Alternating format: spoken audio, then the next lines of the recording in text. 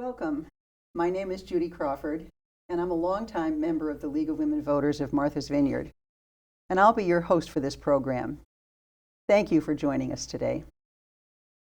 Some of you in the audience may remember a program called Government 101, which the League put on about over a dozen years ago. And it was run in the public libraries and videotaped by MVTV. The purpose of that program was to explain to the public how town government is organized and how it operates. Well, today I'm excited to bring you the third in a series of our newest program of civic engagement. This project is entitled Your Local Government Needs You. It's a series of 3 separate interviews, and the purpose of this program is to inform the public about how several candidates on the island have run for public office, all for the first time, and done it very successfully. We hope that it will inspire many of you in the audience to participate in your own local government. I'm here today with Emma Green Beach, recently elected member of the Oak Bluffs Select Board. Welcome, Emma. Thank you so much, Judy. Nice to have you with us. Nice to be here. Let's just jump right into it. I'd like to paint a picture for our audience about kind of who you are, what your background is. Can you tell us how old you are and where you were born and brought up? Yeah, of course. I'm 38. I was raised in Oak Bluffs. I went to the Oak Bluffs Elementary School. I graduated from the regional high school here. I have a bachelor's degree in biology from the University of Massachusetts in Dartmouth. I have a master's of science from Rutgers University, where I really focused on oyster diseases and population genetics, which don't really use these days, but all great experience. I have a 4-year-old son and 2 older stepsons, and a husband. Okay. And what about, you mentioned formal education. What's your day job? My day job, I am the executive director and the lead shellfish biologist at the Martha's Vineyard Shellfish Group, which is. She said with great pride. Oh, it's my dream job. My second day on the job in 2006, I was like, this is it. This is where I'm meant to be. So, beyond grateful for this job. The Shellfish Group's a small nonprofit shellfish hatchery. We provide shellfish seed for all of the island towns. For all the town departments to grow, to keep our ponds healthy, and for people to fish and harvest. So you have your dream job. Yep. And you love it. Yep. And you've got a family at home. And I'm wondering, what motivated you to want to run for public office? Where did you find the time, first of all? And what were the motivators? What really got you going? It's the thing about time, someone said to me years ago, you never think you have the time until you really don't. So there's so many things in life that we think we don't have time for. And I don't know, I guess we find the time for the things that are really important to us. So it's such a really basic question. And very simply, I just wanted to contribute and give back. I was raised in this community by a single mom of color. And she couldn't have done it without Oak Bluffs, without the whole island community, all of our friends and neighbors and the schools and institutions and all the things that were in place. So, and because I have this dream job, this dream family, and I wouldn't have gotten here without all of this. Oh, wow, it got a little emotional. Anyone who knows me knows this was going to happen. Really grateful. So it was presented to me that this could be a good opportunity. Gratitude is a very attractive thing. I never apologize for it. It's lovely.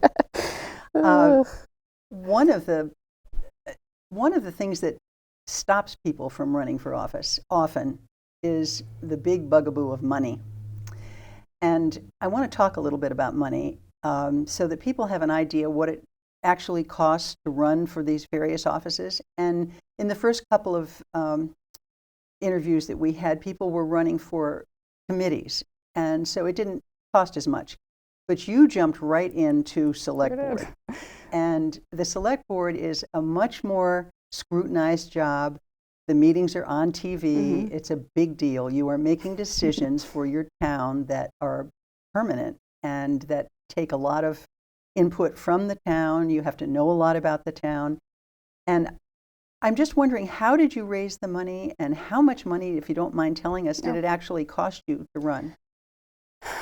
I don't know if my campaign was an anomaly. I spent less than $1,000, but it didn't really occur to me that it would cost a lot of money, to be honest. I don't know if that sounds really naive. Some people asked, well, how are you going to fund this? I thought, well, I will make it, I'll make it happen. I think that in general in my life, I don't spend a lot of money on a lot of things.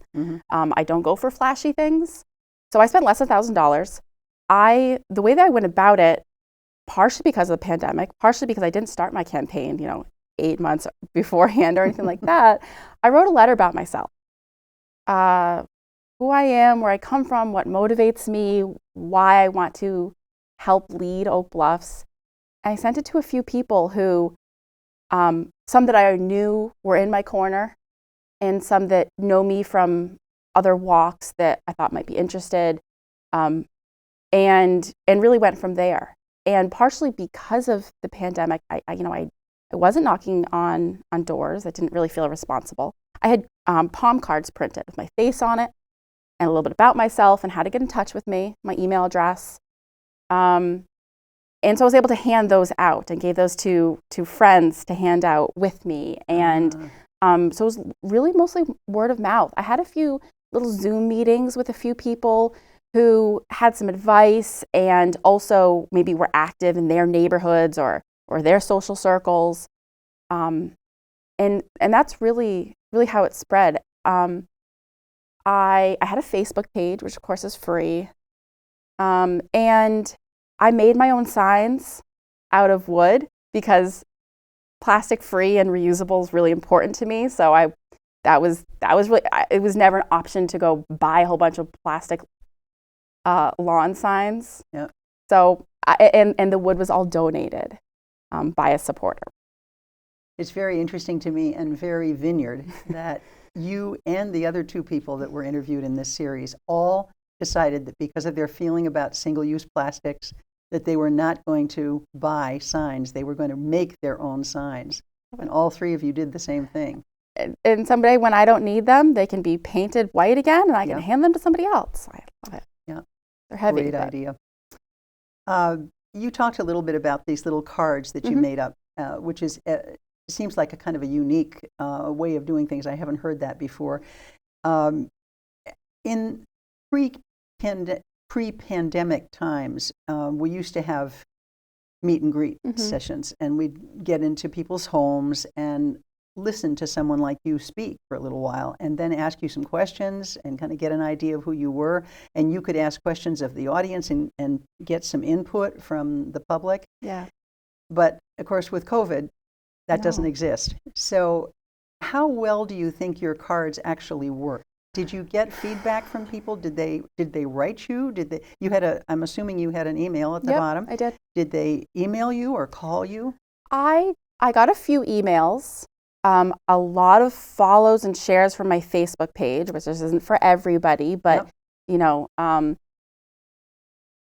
but in this little card, you can't say a heck of a lot. Right. Just a few, slogans of general beliefs. Yeah. But it helped. It helped to be able to stand outside the post office with something in my hand. Yep. And that they could walk away with because they didn't really want to talk to me with our masks on. Yeah. But of course, really limited. I mean, if in the future, if I were to run again, I imagine I probably will want to have, actual in-person meet and greets and actually be able to talk. And then it'll be people wanting to talk about the positions that I've taken so far. That'll actually be really hard. I mean, that'll be, that could be really productive. Very productive. Yeah. Yeah. That was what was so good about those old meet and greet meetings. And I think we're all ready to get back to that. So I didn't know how the voters were going to receive me. Yeah. In your use of Facebook, which I think coming from me, the younger generation, is much more into social media of various kinds than my generation. I wonder were there any other things did you get on Twitter? Did you get on Instagram? I didn't do Twitter, Instagram, kind of because, well, I'm not that young. I don't know. I don't really understand Twitter and Instagram. Oh, so that was my dear. right? And so toughly, but and with Facebook, people could also send me emails that way. So I actually did. I think I would actually say that I received more email correspondence as a result of through the Facebook page than I did, even though my email address was on my card. So maybe the cards didn't have a lot of impact, but I had my face right on it. Yeah, and a picture of me and my family. Yeah, which probably did make a difference. I want to get back to your deciding to get on the select board, because that's so unusual. The typical, well, first of all, people often say, if I ran this town, I wouldn't do it the way they're doing it. I'd do this and that. Or if I were on the select board, you could count on me to do blah, blah, blah. But they don't ever actually run for that position. Sure. But there's a lot of talk about it. Yes. You actually did it, and you had not been on a committee beforehand. This was your first foray into public office. I think that's important for our audience to know. And I'm just wondering, what made you decide to run for what's considered kind of the top of the pyramid? Why would you jump right up to the select board? Well, so first of all, I never sat back and said, well, if I was on the select board, I'd be doing things so differently. I never did that. So I didn't come from that angle at all. It was that there was an opportunity. There were 2 seats, and there were 2 candidates running, and I thought maybe the voters could use a 3rd candidate. And honestly, there were people in my corner that believed in me. I didn't initially think, it's like, that sounds terrifying. And then I realized that I'm smart, and I'm honest, and I'm very hardworking, and I love my town, and I can make the time, and I will be dedicated. And so I can do it. Not to say there aren't days where I'm like, geez, if I had been around a little bit longer, if I had served on the finance committee or the planning board, I would know the history of this project or this policy or how we got this far. Yeah. There are definitely those days. Yeah. But because I don't have all of that, first of all, it makes me ask questions, which sometimes asking a question that might feel a little silly, like, should I know this answer? The answer is something that somebody out there actually needed to hear. Yeah. Sometimes the naive question is the most important question on the table. Because everybody else might think they know the answer, or they heard the answer a very long time ago, or who knows. Right. And it also, because I don't know, I can gather facts, but I don't have opinions on who that person is or why we are where we are now. And so I have a different, I'm not biased. I have a certain freshness, which is kind of nice. I feel silly sometimes because I don't know those things. And the other thing is, because I have to ask questions, I have to go looking for the facts. And I got this far because there are people who want to see me do a good job for Oak Bluffs. So I can go to them to look for facts. Have you always seen yourself as a sort of a problem solver, somebody who could look at something and find their way through it? I don't know that I've always identified myself that way. I mean, if I look way back into, school projects and things like this, I can think about the role that I played in a group. And Which was what? And I think I like to build consensus and make sure that everyone's being heard. I'm literally thinking about like a college project where you get placed in this group, you didn't pick the group, and somebody wants to be the leader, and there's this other person who I know they actually have really good ideas, and so you need all of that. Yeah. So I'd sort of say that's kind of my role. I really like collaborations and different types of collaborations, and pulling the good things out of people and balancing different types of views and perspectives. That's called Is that a message? leadership. Oh. And I was a really shy kid. People who know me now don't believe I was ever really quiet or shy. And so that's really just come more recently. Yeah. Well, you've given us a wonderful idea of how you went through the thinking process on all of this. I'm wondering if there's anything that you want to add that I have not asked you so far. I don't want you to walk out of here and say, why didn't I talk about this? Or why didn't she ask me this? That would have been so good. Well, I think the one message I always say to people, yes, I ran and I'm on the select board in Oak Bluffs, but there are so many boards and committees, both elected and appointed, in every town, and they all have their role. And so you don't need to be ready to be on the select board. And the select board shouldn't be and isn't the end-all be-all in every town. There are other boards that make very important decisions separate from the select board. They can make those decisions without the okay of the select board, and that's really important for government.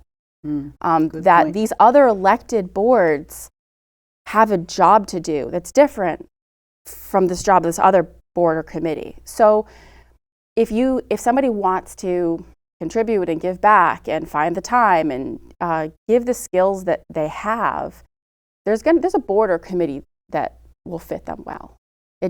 And needs them. And needs them. There are so many open spaces. I was in the hardware store and struck up conversation and with a man I thought it looked sort of familiar, and he was like, I've been in, on town boards and whatnot for 40 years now.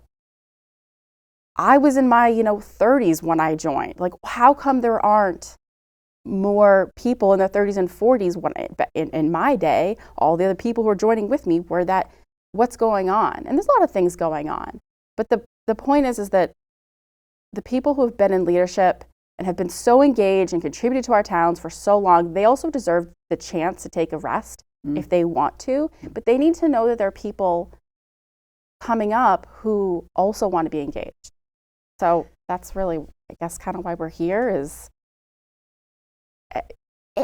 sorry, one more thing is that the other day someone else said, like, everyone makes such a big deal of everything around here. And I said, it's because they care.